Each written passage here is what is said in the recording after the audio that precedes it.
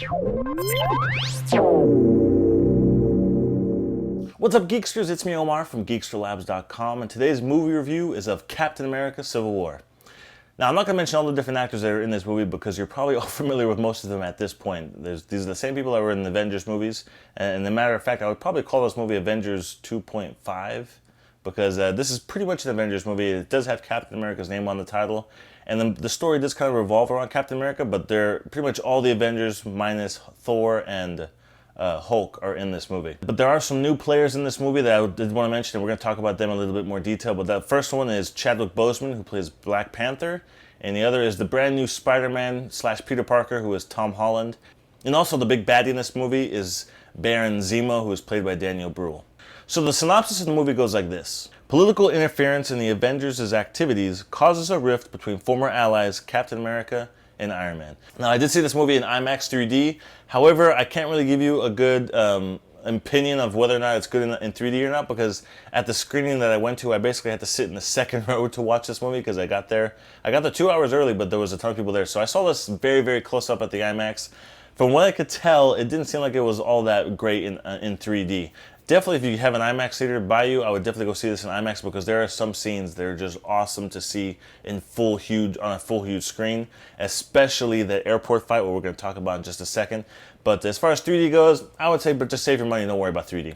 So guys, overall, this movie was excellent. The action, the choreography, the fight choreography, the direction of the movie, the pacing of the movie, the story of the movie, and I've really taken for granted how well Marvel handles multiple characters in their movies, because especially after a movie like Batman vs. Superman, which kind of jumped around a little bit, and it was hard to kind of get full motivation for certain characters and such.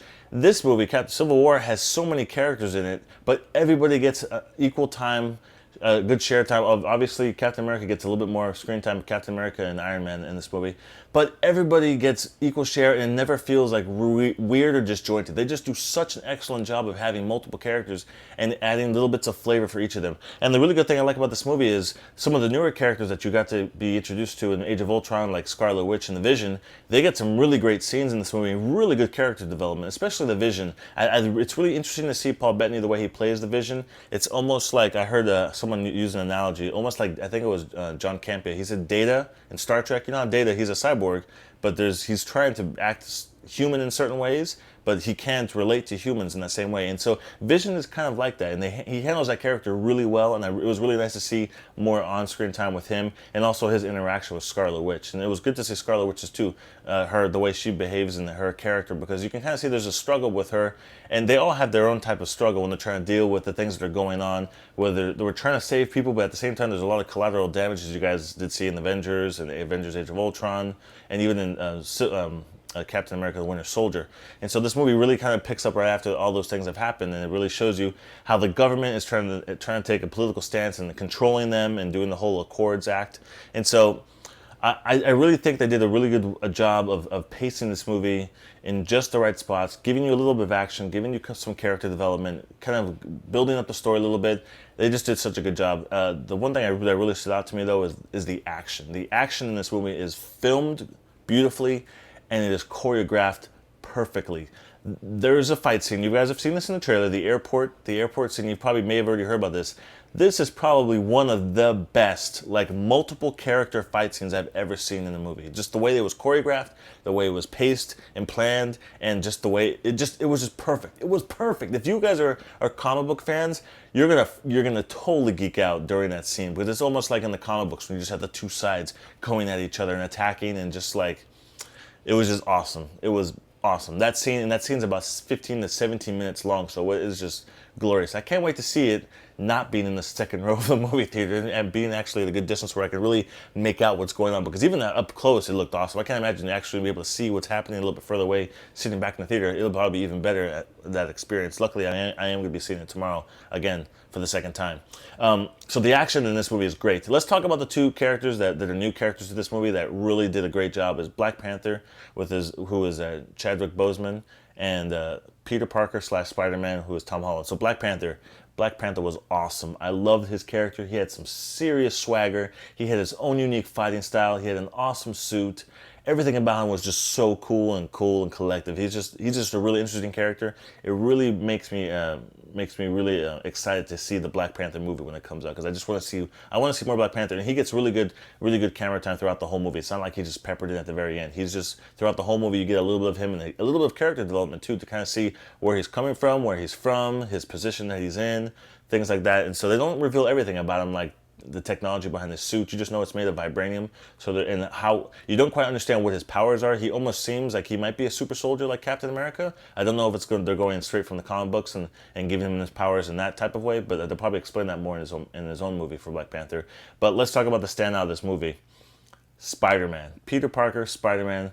Tom Holland is the new Spider-Man, and I really cannot wait for Spider-Man Homecoming to come out. I'm really looking forward to it, because he did such an excellent job in this movie. I'm just, no spoilers, and I'm not going to spoil anything for you, but just to let you know, he's not throughout the whole movie. Spider-Man's probably in this movie for about 20 minutes, okay? He has a scene as Peter Parker early on with Tony Stark, and the banter between them. Beautiful, amazing, and as Peter Parker, Tom Holland does a great job. He's a very young, youthful, witty type of teenager, and just like the perfect type of Peter Parker. And then when you have like the 15, 17-minute big battle scene at the airport with Spider-Man's in that whole entire battle scene, it was awesome. It was just everything about it was so cool. But I'm really looking forward to seeing Spider-Man Homecoming now, because Tom Holland did such a good job, and they did a really good job of casting him. Okay, so overall, guys, this movie is awesome. I loved it. I'm definitely going to see it again. I'm definitely going to buy it when it comes out on Blu-ray and to get the digital copy and things like that. But like with every movie, there are a couple nitpicky things I have to say about it that I kind of wish they could have done a little bit better, and which leads us to one of the main things that, the consistent things that Marvel usually has an issue with, is their villains. Now, besides Loki and maybe Red Skull, their villains have always been kind of forgettable and kind of throwaway villains. They're there for a little bit, you don't get much character development with them, and then they're gone. And Baron Zemo is the villain in this movie. I don't know why they called him Baron Zemo, because they could have called him anything as they wanted to. It wouldn't have really mattered, because this character didn't really, I mean, he might be a scientist like Baron Zemo was, but there's no purple mask or anything like that. So I don't know why I guess maybe as fan service, they called him Baron Zemo. He could have been anyone though. And so he is kind of like a puppet master within this movie, almost like if you saw Batman vs. Superman, the way Lex Luthor kind of plays everybody in a way. And so that's what he is. He's kind of in the background controlling things and making things happen in a certain way. But I kind of felt like he wasn't necessary.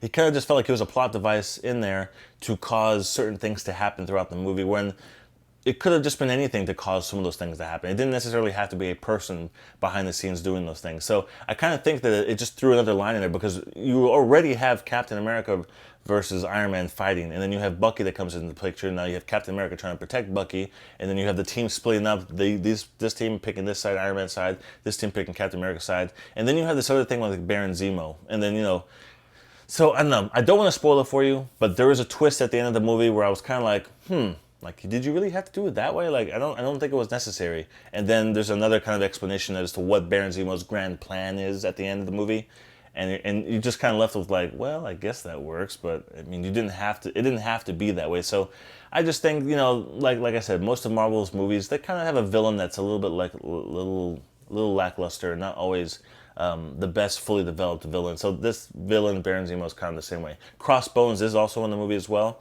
He was in the Captain America, the Winter Soldier.